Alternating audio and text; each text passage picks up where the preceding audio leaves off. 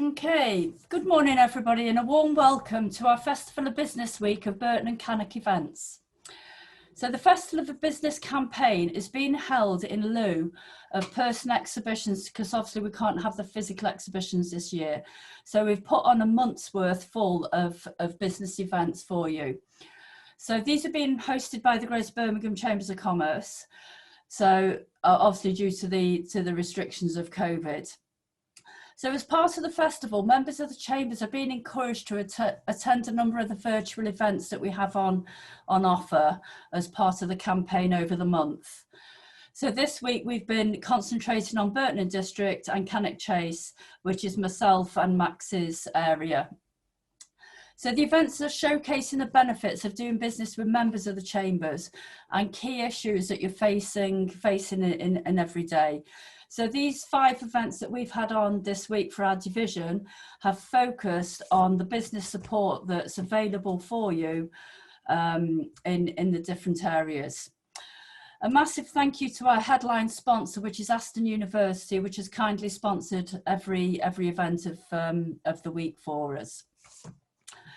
So just before I take you into the speakers, we have, just stop sharing my screen. We have a great lineup of speakers. I just want to introduce you to Sean Gray, which is our new president for Burton and District Chamber, who would like to say a few words. Over to you, Sean. Thank you. Thanks, Pam. Good morning, everybody. Yeah, obviously, as Pam said, I'm the new Burton Chamber President, so it's a great honour and pleasure to take up the new role and working alongside the rest of the Chamber Council and Nick still. I've been involved in the Chamber within Burton for a number of years now.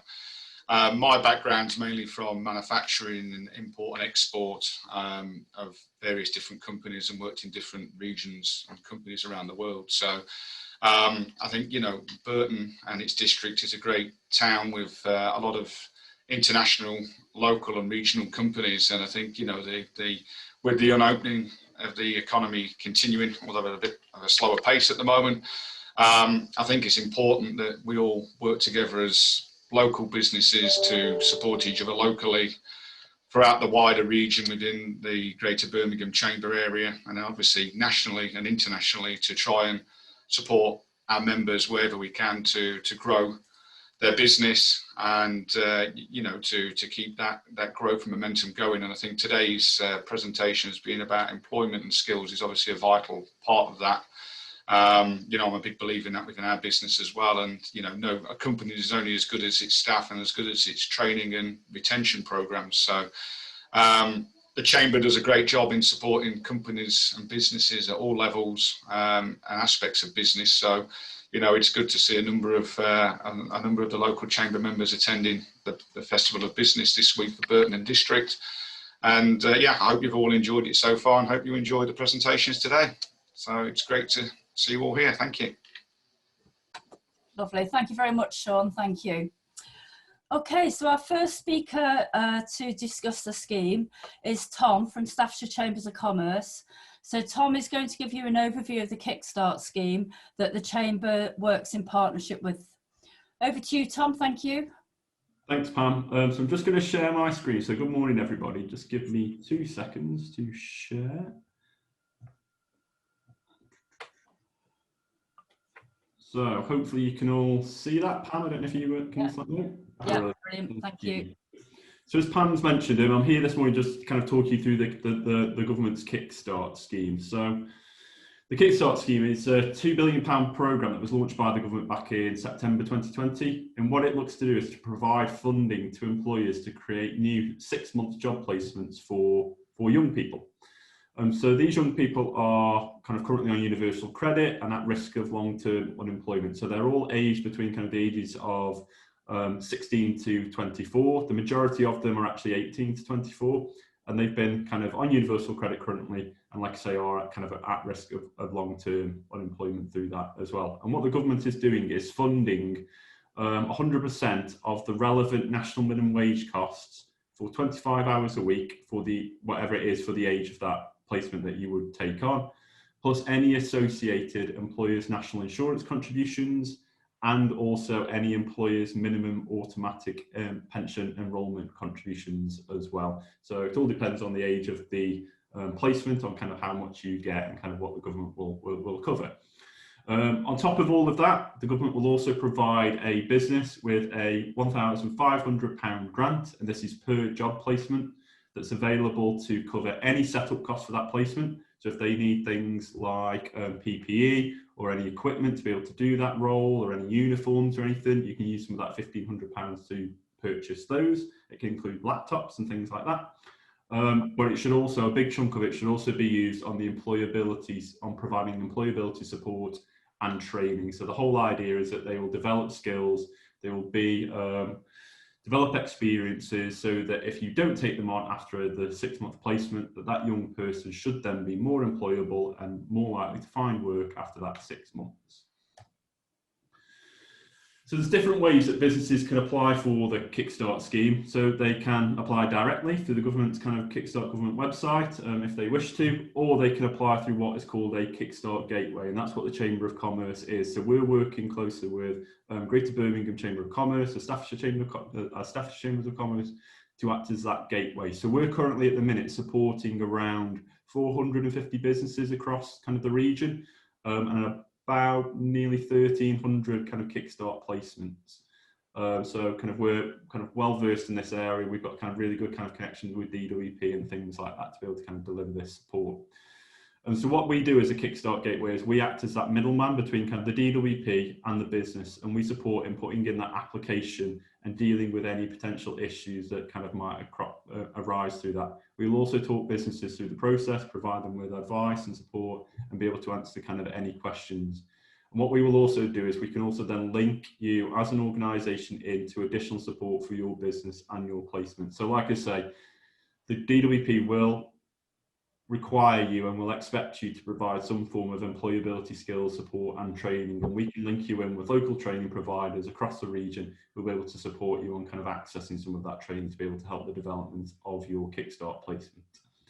As a Kickstart gateway, what we will do is we'll just capture some simple information about your business, the number of placements you're looking for, what the type of role is that you're looking to offer. So again, because the age range is 18 to 24, there is a mix of abilities, there's a mix of kind of young people in that pool. To give you an idea, across Staffordshire, there's about 7,500 young people who kind of meet that criteria. So as you can see, there's quite a huge number of people, a huge number of kind of pool that kind of businesses could kind of potentially tap into, because young people have been most affected by the kind of the COVID pandemic. They've really struggled on finding roles, or have been affected by redundancies and things like that.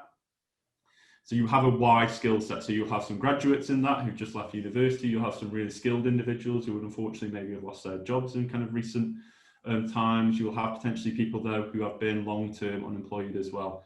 So you can really offer a placement for any role, but just be under the expectation that there is a range of kind of abilities in there. The DWP though will work with you on, if you were approved, on just kind of tailoring kind of your what you're looking for, so you should be able to get kind of referrals through. What we will also ask as part of the process of capturing some of that information is then just a number of qualification questions just to assess your eligibility. So there's different things that the DWP look at before they can approve a application. So they look at that the business has been registered with Companies House, that you've got active accounts that are going through kind of Companies House, so they can check kind of your financial history. They need to do their due diligence checks as part of that process. So they will kind of look at things like that. They will also check that you've got no CCJs as well as a business, because as you can imagine, 6-month placement where they're providing 25 hours a week of support, they're providing your business potentially with a significant amount of money. So they just need to make sure that that business isn't going to go missing, disappear, and that money is just going to be lost, because it is public funds. So they will do some of those checks, but again, we will help as a gateway to try to help you understand those. And if we don't think that you meet those eligibility, we will then talk you through other options that are available as well that you could potentially look at. And again, the Kickstart scheme is not kind of completely written off if you don't meet some of those. So again, what I say is kind of talk to us. Once you've kind of given us that information, we then submit an application to the DWP. That then goes to a panel. They do all their due diligence checks, like I've said. That panel looks at kind of the different placements that you're looking to offer and how many that you want. So for example, they would question, if we've got a one-man band who's looking for 30 placements, how that one-man band is ever going to effectively manage those 30 placements. So they look at things like that. And again, they will let us know then if that application's been accepted or not, if that's been successful or not. They could lower the number of placements that you've looked for, but 9 times out of 10, most businesses, because of the eligibility, because of the questions we ask, will get signed off as accepted through that process. If approved, then the Gateway will then enter into, on kind of your behalf, a grant agreement with the DWP. And we will also then send out a grant agreement to the businesses. So this grant agreement just sets out kind of what's expected from both sides. So what you will need to do to kind of look after your placement, how all the funding and finance works, what you can use a £1,500 grant on, kind of areas like that. And it just kind of holds a little bit kind of both sides to account, because we have to sign something with the DWP, acting as your representative. And so we just get you to sign something as well. Once you're happy with that, and again, you can ask questions throughout that process back and forth. Once you've signed that, then what we will then send you is what's called a vacancy template. This vacancy template is very much like a job description. So it sets out the type of role that you're looking for, what their working hours are going to be, what their location of work is going to be. You can have home and remote workers as part of that process, so kind of bear that in mind as well. It asks what their duties are going to be. It asks what kind of individual you're looking for. So what skill set, experience kind of you're looking for. Are you looking for someone who's hardworking? Things like that. You can put all that in there. There is then a section around what support that you will provide around training and employability skills support. So it could be that they will be mentored. They will have someone within the organisation who will support them in developing their potentially CV if it maybe you aren't going to look to take them after 6 months. So again, there's kind of sections around that. And then the final bit of that template is just asks around how you want that young person to apply to you. So once you've got those templates in, we then send those across to the DWP again, but this time it goes through to their local job centres that are closest to where that business is based. Then what happens is the local job centres promote it out to the young people who they know are eligible. So those 16 to 24-year-olds who are on universal credit and meet the criteria for Kickstart, they will promote it out, talk to those young people who they feel are best suited for that role. The young people will then apply to you directly. So this is why you complete on the vacancy template your best way of that young person applying to you. So it could be that they might send a CV in, complete an application, however, kind of whatever your kind of standard recruitment process is. You'll then sift through the candidates that you get. So if it's a CV, you will sift through those CVs, and then you will interview who you feel appropriate, like any normal recruitment process, and then you can then offer the job to, if you find a successful candidate, whoever you kind of want to offer that role to. You then agree a start date with that candidate and the DWP through their work coach. And then if no successful applicants are found, you can then ask for more to be sent through to you as well. So once you've agreed that start date, you will then have that placement for, like I say, a 6-month period. You will need to add that young person onto your payroll. You will need to give them a contract. You will need to treat them like any other member of staff, essentially. You add them onto your payroll and you need to ensure that they are paid, because the DWP use that information. They look through HMRC's RTI, which is their real-time information kind of systems that they have, to check that that young person is still employed and that you have paid that young person. So you would pay them the 25 hours a week at national minimum wage for whatever their age range is. You can actually offer them more than the 25 hours a week, and you can pay them more than the national minimum wage, and we are seeing many businesses doing that. But that anything above that 25 hours and above that national minimum wage would then be at your own cost. So the government will only give you kind of a set amount, and they've agreed these set amounts, and we know what these are, so we can provide you with all that information if you're interested in looking at that. And like I say, you will need to ensure that you pay them, because the DWP will check that. You are not obliged to offer the placement a full-time opportunity or a permanent opportunity at the end of the 6 months. And you are able to take on another placement after that, but it must be a different person. So you can't take on the same Kickstart for another 6-month period. It needs to be somebody different. However, there is support that can be provided to offer opportunities to that placement after 6 months. So you may want to offer them a full-time contract. You could even look at things like apprenticeships. You can move from a Kickstart into an apprenticeship with that placement if you wanted to as well. And again, we as chambers can help you with kind of understanding kind of what's involved in some of those areas. So a little bit then about kind of how the funding works. So as mentioned, there's a £1,500 per job placement available for setup costs, including equipment, PPE, uniforms, laptops. And as mentioned, there should also be some of that spent on employability support. So CPD sessions, CV writing, interview techniques, networking, team working. It can also be on the job. It can also be job or role related training as well. So bear that in mind. And that is paid 11 days after the placement has started. So like I say, you agree a start date with the DWP, you then confirm that whether they've turned up on that day one of that placement, and then 11 days after that, you will receive your £1,500 grant payment. That way, if you go through a gateway, that money will come through your gateway representative, so it will come through us as a chamber. We don't take any money off you, so you don't lose out through going through a gateway on any of this money. The DWP pay us an admin fee on their behalf for acting kind of as part of a gateway, but you don't lose any money as part of that. There's currently no guidance on if this money will be audited, that £1,500, on how it's been used. But what we are advising all businesses is ensure that you keep records and evidence of what that £1,500 has been spent on, and that you can show that it has been spent on that Kickstart placement. If you've bought stuff like laptops and things like that, at the end of the 6 months, they're not expecting you to kind of give that laptop back. That will be your business asset, so you will kind of keep kind of all of that kind of those bits. And like I say, it is £1,500 per job placement as well. So if you take on 2 placements, you will receive £3,000 worth of grant funding. In terms of wages, so grants will also be paid by the DWP to cover the costs of placement's wage and associated national insurance contributions, and the employer's minimum automatic pension enrolment contributions. The first payment of this is made in arrears, and it will be around 6 weeks after the placement has started, and then it's every 4 weeks after that. The reason behind this is that because obviously some people pay their staff weekly, some people pay their staff monthly. It gives the DWP enough time as a general kind of rule to be able to check HMRC's RTI data that that placement has definitely been paid by you as an organisation. If they can't see that you have paid that placement, they won't make any payments out to you. So it will take, the first payment will take around 6 weeks, and then it's every 4 weeks after that. And the grant for, as I've said, wage is paid in arrears because DWP need to do those checks. So it's important before you go ahead with a Kickstart placement to ensure that you've got the sufficient cash flow or reserves in the business to be able to cover kind of the pay costs until that grant is paid out to you.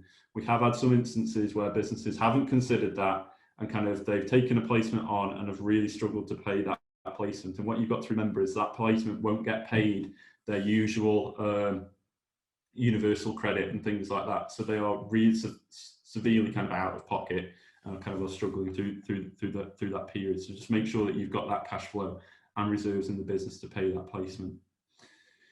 So if you are interested in offering kind of placements through kind of the Kickstart program, if you think you've got a real good opportunity to offer to a 16 to 24-year-old in your business, then you would need to consider if you would like to apply directly or through someone like us as a gateway. Like I say, we can help you with all the advice, support. We act as that middleman. We are supporting hundreds of businesses at the minute, so we normally know kind of any issues, challenges that they've got. It is taking at the minute around kind of 8 to 10 weeks from kind of an application going in, just because of the interest that the DWP have got. As you can imagine, there's a lot of funding that's going into this. There's a lot of interest from businesses nationally. It's had to be rolled out quite quickly, so it's taken DWP quite a bit of time to kind of get their processes and systems in place, and some of those are still kind of an issue. But if you would like the chambers to act on your behalf, then we've created a short form that can be sent. If you would like to register interest, then you can either contact Pam, and Pam can kind of send you the format that needs to be completed, or you can contact myself, and our details are there, but they will be sent out after. So that is it from me, if anyone's got any questions.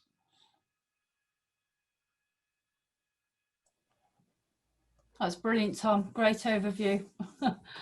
Anybody got any questions for Tom at all on the Kickstart scheme? Has anybody took any placements on at all? Is everybody still with us? Yay! Great. Okay, right, we'll crack on to the next presentation, which is Carol from South Staffordshire College. So over to you, Carol. Thank you. Hello everyone, I'm Carol Martin and I've been working with apprenticeships at South Staffordshire College since January. I'm just going to share my screen with you, if you just bear with me a second.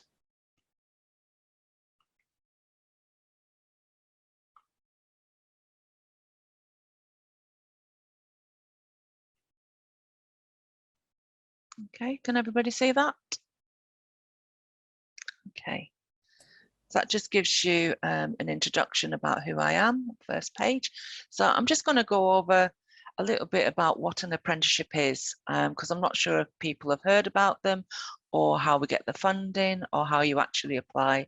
So I'm just going to run through a few things that might be of interest. So an apprenticeship is a job that enables individuals to learn and gain experience and get paid. Now, we've moved over to standards. It used to be frameworks for apprenticeships, which always included a qualification, but we're now delivering standards from a couple of years ago, and it doesn't necessarily have to include a qualification. But we can talk you through whether or not there's qualifications attached to the standard when we talk to you about an apprenticeship. An apprentice will have to be an employee, and they'll need a contract of employment and holiday leave. And you don't have to take on an apprentice new. It could also be an employee that's with you at the moment, so they can have an apprenticeship with you. Apprenticeships last between 1 year and 6 years, depending on the level of the apprenticeship, and depends on what skills they're going to be learning with you, with what level they need to be.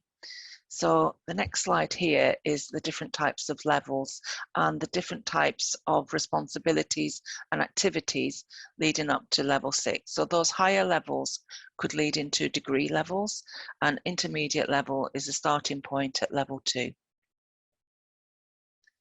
Normally with level 3, we ask that some duties include supervisory duties. So that's for level 3 apprenticeships there.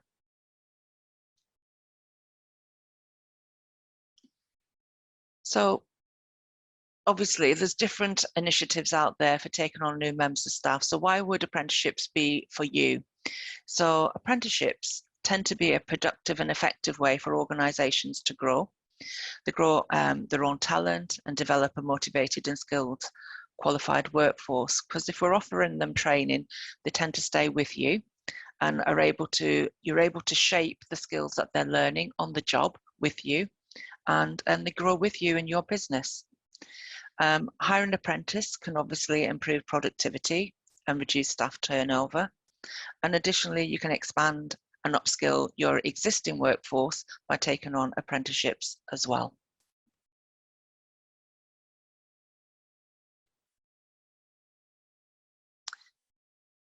So funding an apprenticeship, it really depends on the size of business that you have, and that depends on the type of funding that you can draw down. So if you've got less than 50 staff and the apprentice is between 16 and 18, it tends to be that the apprenticeship is fully funded, and you'll only need to pay the apprentice's wages. If you choose to recruit an apprentice that's 19 or over, you are required to pay 5% of the cost of the apprenticeship, and the government will pay the other 95%. If you're a large employer with 50 plus staff, you'll be required to pay the apprenticeship's costs, 5% of the apprenticeship costs, regardless of the age of the learner. And then if you're a very large company, so that's with a wage bill of over 3 million, you'll be paying what they call a levy, an apprenticeship levy at the moment. And so what we would be doing is taking the costs of the apprenticeship from that levy that you're paying. There's plenty of initiatives out there at the moment. The one that's been there forever has been the £1,000 for starting a 16 to 18-year-old or anyone under the age of 25 that has an EHCP. So that's an acronym for an Educational Health and Care Plan. So that's always been there, and that is still being paid to every apprentice start. But there's another initiative that is going until the end of September, whereby there's a further £3,000 for any new apprentice start that you have, regardless of age, and that will be paid up until the 30th of September. So there's never been a better time to start apprenticeships, in my view, with the initiatives that are going on at the moment. There's a further initiative in Staffordshire, and that's called Staffordshire 500. and that gives grants up to £5,000 for SMEs, that's small to medium enterprises, to help with recruitment costs for up to 3 apprentices. So it's not 3 apprentices for 5,000, you can draw down that 5,000 for up to 3 apprentices.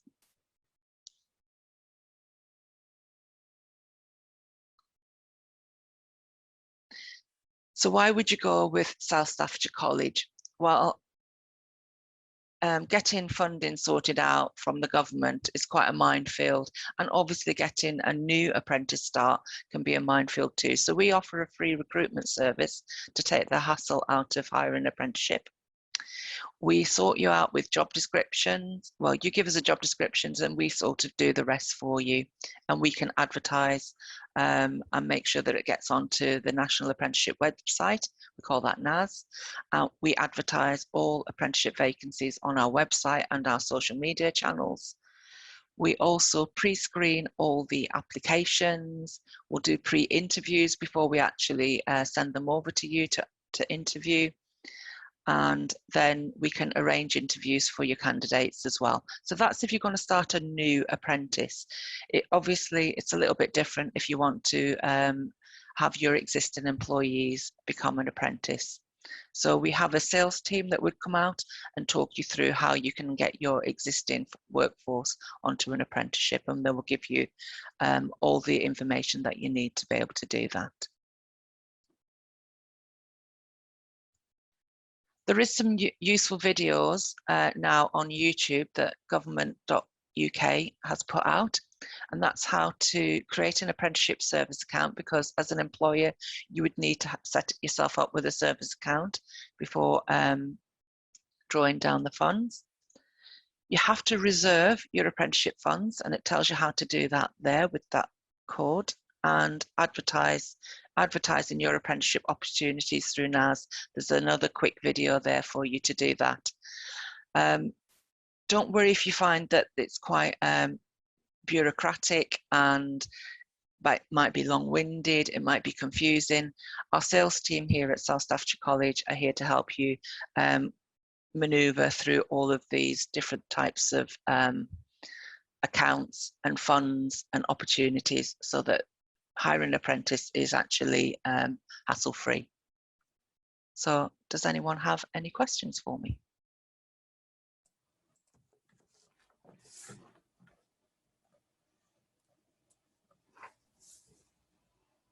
No? No, I can't. There's none in the chat box either, Carol. Any questions for Carol before we move across to the next speaker? Brilliant. Okay, No, thank you. I was going to say, it must have been a great overview there, Carol. A bit quick. So obviously the slides will be sent out to you. Yes, they will do. Yeah, I was going to say we'll send them all out after. Thank you. Okay, so across to our next speaker, Abby from the Stoke-on-Trent Staffordshire Skills Hub. Over to you, Abby. Thank you. Thanks. I'm just going to share my screen with you. Give me 1 second. Can everyone see that all right? Yeah, that's great. Real. I'm just going to try, and I've lost my top. There we go. Go through it like that. So I'm Abby, and I'm a business skills advisor at the Skills Hub. So we are a European social funded project. We were initially given £1 million worth of funding to help businesses throughout Staffordshire and Stoke-on-Trent access funding for training. So we sort of saw a bit of a stopgap in Staffordshire where businesses weren't really investing in training for their staff. So this is, I suppose, was a bit of an incentive to try and encourage staff to put that money and that time and effort back into their businesses and invest in that training to strengthen their workforce and try and sort of reduce staff turnover. So we offer quite a full service. So we start off where we do a skills need analysis, which is an overview of the organisation. So it goes through their departments, different staff levels that they have, and it gives us the opportunity to highlight any skills gaps within that business. Now, once we've done that, we signpost them to our approved Skills Hub delivery partners. So they are our training providers, so people that we've been through due diligence with, and we've got a range of different providers. I think we've probably got now about 70 different training providers across Staffordshire who offer a range of different things. Now, we obviously have our own grant funding, but in areas where we can refer staff to or businesses to fully funded training, we will do so. Places sort of like skill support for the workforce, if they can go and do a fully funded qualification with them, we will refer them to those first. And then obviously if they then wanted to go on to a higher level qualification, then they could come back to us and access our grant funding. So we have a couple of grants available, which I'll go through in a second, but our main sort of eligibility criteria is one, that they're based in Staffordshire. They must have been training for a minimum of 6 months. So we do find a lot that we'll get people that were perhaps self-employed or sole traders. Now, you don't have to have been a limited company for 6 months. As long as your business has been trading for at least 6 months, then that's fine. And obviously they must be defined as an SME, so a small to medium enterprise. So a turnover under 50 million euros and under 249 staff, which I think we tend to find the majority of our businesses in Staffordshire fit into that bracket. So I've got here just a few of the, well, I say a few, there's quite a lot of courses that we can fund. So obviously we try and fund the more bespoke courses, so where a training package is developed for your business based on your company's needs, so not your off-the-shelf qualifications. So for, you know, for things like zero training, if a company wanted to do some zero training and it was tailored to their business and how they would use it, then that is something that we would be able to fund. And we do a lot of a whole range of different things. I think one of the most popular things at the moment has been sort of sales and management. And I think that's just to try and help business overcome the barriers of what's happened in the past sort of 12 to 15 months. So I'll just move on now to the grants that we have available. Now, originally we just had the one grant available, which was our 48% grant, but we have actually got a new grant as well that I can tell you about. So the 48% grant covers up to 48% of the cost of the training, and you can have up to £5,000. We try to stick to a minimum of sort of £250 per grant. But you know, it's sort of flexible now because people are doing sort of smaller, cheaper courses. So if we can help with funding, then we will. The only sort of criteria we have is that the training can't have started. So the application needs to have been submitted prior to the training taking place. And then obviously we can get the offer letter out prior to the training starting. But there's no limit on how many grants you can have with this 48% grant. So if you had, say, 3 or 4 courses planned in the next 12 months, then you'd be able to access a grant per course. And then we also have our new grant, which is the 100% funding. So this is topped up through the local authorities and the council. So we provide the 48% and they top up the 52%. Now, you are only able to have one application per employer on this. So you can use up to £5,000 once, have that fully funded. And there are limited amounts of money per each local authority, so each council area. But obviously, if anyone is possibly interested in the grant, then they can get in touch with me and I can sort of explain how much funding is in each area. So I've just got a quick case study because I think with projects like this, and I'm sure a couple of the speakers will have had different things, I think sometimes people are a little bit put off these schemes. They think there's got to be a catch or there's too much paperwork. And I think with us, we've tried to streamline the process as much as we can, and we've tried to get the application forms down to a minimum so that they're not asking for too much information. So Townhouse Communication are one of our previous employers who've used a grant with us, you know, and you can, as you can see from what they've said, normally grants can be quite daunting, but we offer quite a lot of support through the process. So if they have trouble applying for the grant or filling out the information, then they can give us a call and we can talk them through it. And then, as well as that sort of face-to-face support or video call support that we can offer, we do have a really good website, which is, I think, good for businesses that just want to see what kind of training is out there and, you know, what different courses are available within Staffordshire. So we have our course directory, which they can search here for any courses that we offer. So just an example, here's a sales search. So this brings up, now there is more than that, but it will bring up a range of different sales courses with our registered training providers, you know, so they can have a look at, a lot of them will have the cost on, so they can see what kind of cost is going to be entailed if they want to do this training, and you know, just what grants they can get for that.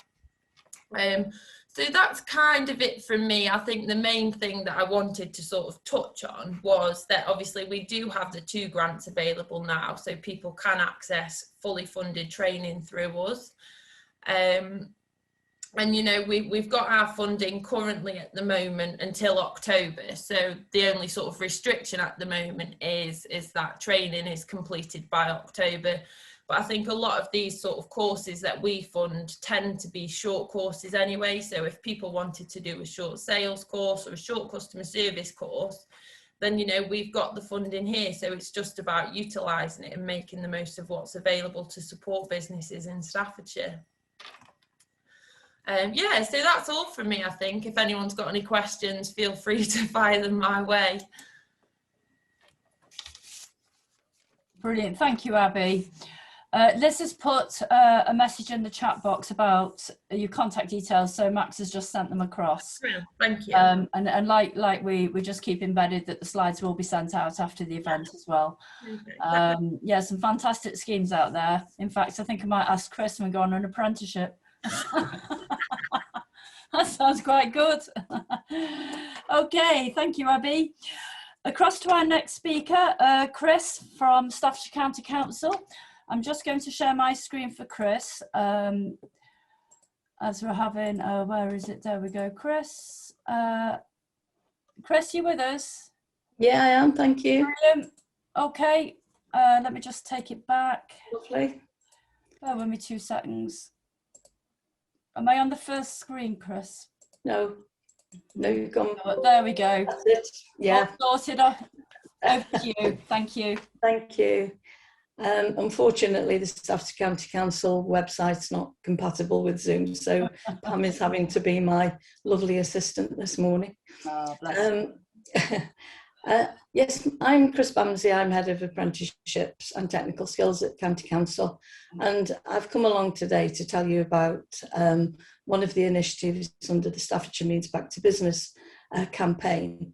And that campaign is lots of support for small businesses and people whose jobs and employment prospects have been impacted by the restrictions.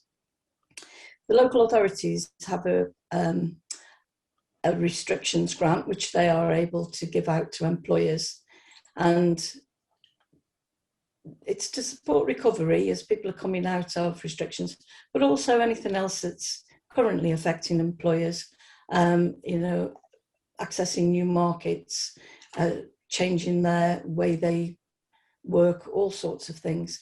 And what we wanted to do is we wanted to deliver in a partnership approach, which is all the boroughs and districts of Staffordshire and the County Council coming together to make sure that all the money we've got is going to the right places. And one of the initiatives that I'm here to tell you about, which Carol has already touched on, is the Staffordshire Apprenticeship 500. Next slide, please, Pam. And this is to help apprenticeship start to recover. According to the last data that was given to us by the funding agency, apprenticeship starts were down by 48%. And obviously, because of restrictions and everything else that's happened, there has been a sharp rise in youth employment. So we wanted to help employers, if they would like to recruit an apprentice, to take some of the financial burden away from them. We wanted to offer progression outcomes for all the work experience initiatives. Tom has already told you about Kickstart. One of the progression opportunities there would be to an apprenticeship. But if employers can't afford to take on the apprenticeship, there isn't going to be that route for them. The investment from the council was quite a lot of money. It was £500,000. Oh, that's it. £500,000 plus the contributions from the boroughs and the districts. The incentive grant is of £5,000 to local employers who recruit an apprentice, and they need to recruit that apprentice within 6 months of the approval of the application. So the next slide, I will be able to tell you a little bit more about the rules and regulations. Every initiative has rules and regulations. We've tried to keep this one down to a minimum so that we're not asking employers to jump through more hoops than is necessary. But basically, the business must be based in Staffordshire. The apprentice must be a new recruit and cannot be an existing employee. What we don't do is give any rules or regulations about who can be recruited. Obviously, employers need to recruit the most suitable person for their business. So if that means they're not young-ish, or if they don't quite live in Staffordshire, that's fine, as long as the employer is based in Staffordshire. The only thing that we have been asked to do by the funding body is to get proof of trading, so that, again, we know that public money is going to a bona fide employer. We have an application form system, and on that application form you will be expected to say why recruiting an apprentice will help you recover from the COVID restrictions or cope with new ways of working or enter into new markets. We don't want War and Peace, just a little brief overview of why you want to recruit an apprentice.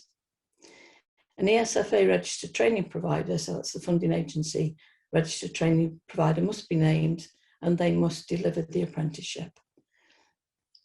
If any employer's not sure about apprenticeships at all, then there's an organisation called Staffordshire Ladder, which can give information regarding training providers and everything else that's available at the moment. Thank you. Next one. On the slides, there is the link to the webpage. Now, the webpage will have all the information that you will need. It also has got a mailbox where you can put any questions you like in there about the grants, about the system, about how you apply. Anything that you need to know, you can ask through that website. We've gone for a completion of interest form first because we did expect quite a lot of employers to apply for this grant, because it can be claimed alongside those national apprenticeship government grants that Carol told you about. So the main one at the moment there is a £3,000 for all new apprentices. If you add on to that the £5,000 through this initiative, that's quite a nice sum of money to enable you to recruit an apprentice. Once the application is approved, we will issue a simple grant agreement for you to sign. The payments will be made 6 weeks after the start and at the midpoint. The training provider will just let us know that the apprentice is still in training, so that triggers the payment directly to the employer. So there's not a lot, once it's all been approved, for the employer to do, only to make sure the training provider lets us know when the apprentice meets the 6 weeks or the midpoint. The main question I get asked is, what can I use this grant for? And the answer is anything.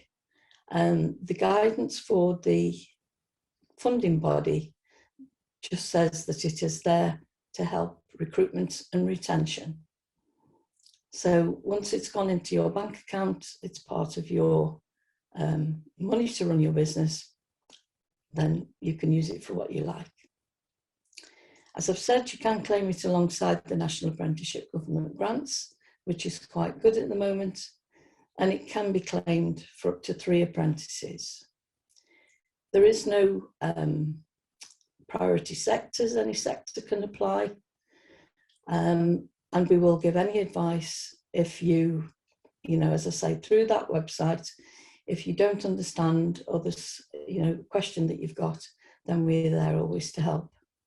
And we're hoping that it is a simple process, a simple initiative.